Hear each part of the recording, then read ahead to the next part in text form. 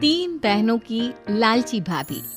करिश्मा, रेशमा और मनीषा तीन बहनें हैं। उनका एक भाई भी है, मयंक। मयंक अपनी बहनों को बहुत प्यार करता है, लेकिन मयंक की पत्नी सविता इस मामले में मयंक से बिल्कुल ही अलग है। वो अपनी ननदों का जितना बुरा कर सकती है उतना बुरा करती ही रहती है और अपनी ननदों पर हुक्म भी चलाती है। करिश्मा, करिश्मा, तुमने अभी तक नाश्ता नहीं बनाया? तुम्हारे भैया को ऑफिस जाने में देर हो रही है। हाँ भाभी, बस अभी बनाती हूँ। करिश्मा, तुम ये ढीलापन छोड़ दो। कल को पराये घर जाना है। वहाँ अगर तुम इस तरह से काम करोगी तो लोग क्या कहेंगे कि माँ ने और भाभी ने कुछ सिखाया नहीं। और तुम्हारी दोनों बहनें कहाँ हैं?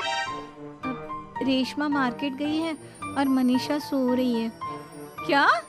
सुबह के 8 बज रहे हैं और ये महारानी अभी भी सो रही है? ये कहते हुए सविता अपनी सास दुर्गा देवी के पास जाती है। माँ जी, देख रही हो अपनी बेटियों के तौर तरीके?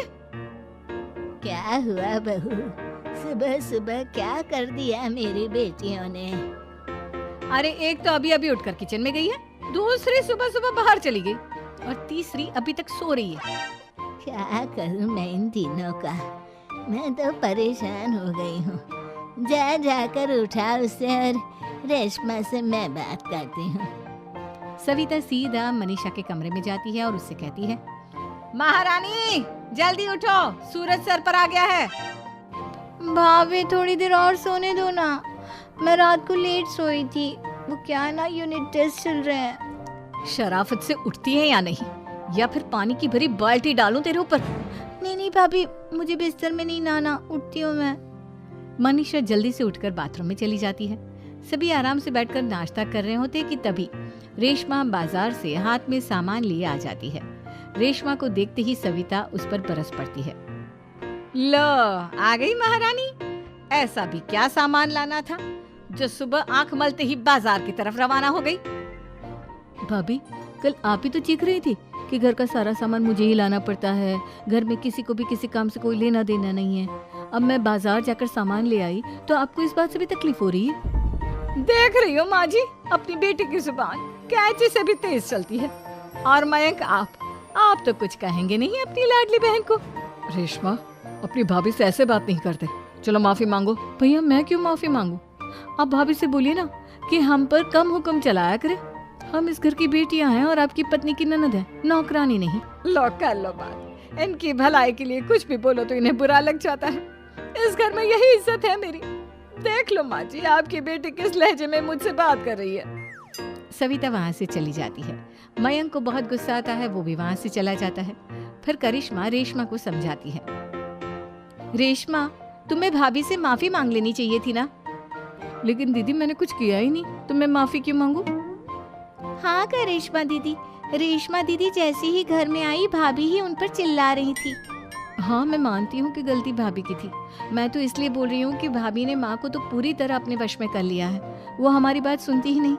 मयंक भैया हमारे लिए हमेशा खड़े रहते हैं, इसलिए उनकी बात का मान तो तुम्हें रखना चाहिए था ना। कोई फायदा नहीं दीदी, कुछ दिनों की बात और है, भाभी उन्हें भी हमारे खिलाफ भड़का देंगी।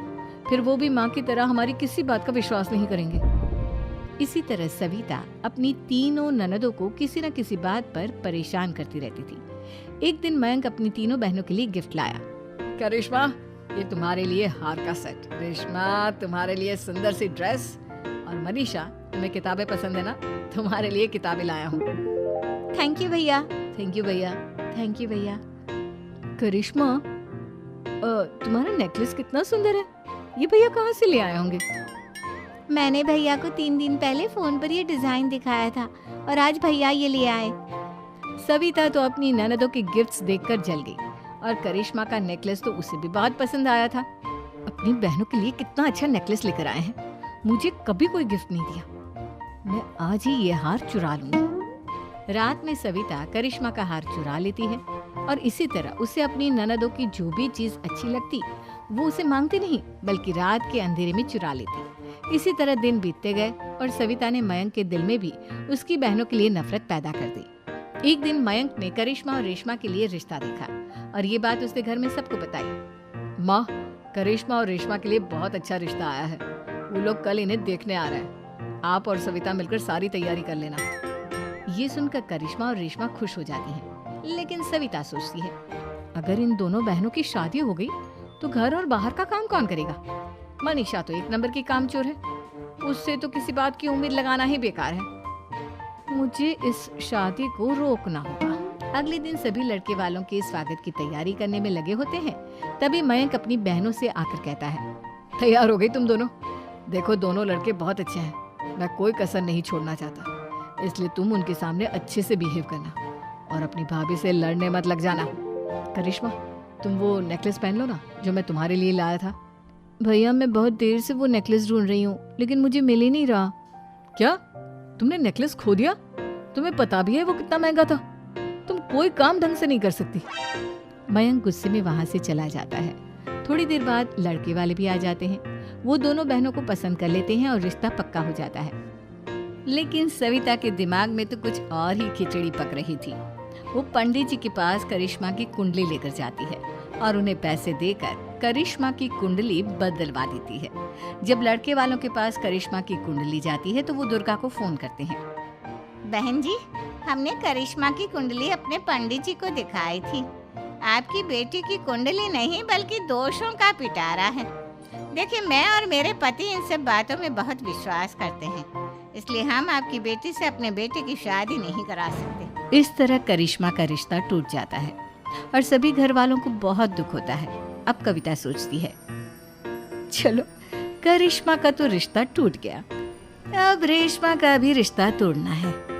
क्या करूं? अब सविता आवाज बदलकर किसी अननोन नंबर से रेशमा के होने वाले ससुराल में फोन करती है। हेलो, मैं कौन हूँ कौन नहीं ये आपके लिए जानना जरूरी नहीं। बस इतना सुन लो कि रेशमा का 2 साल से किसी के साथ अफेयर चल रहा है। बस रेशमा का रिश्ता तोड़वाने के लिए सविता का इतना कहना काफी था। अब रेशमा का भी रिश्ता टूट गया।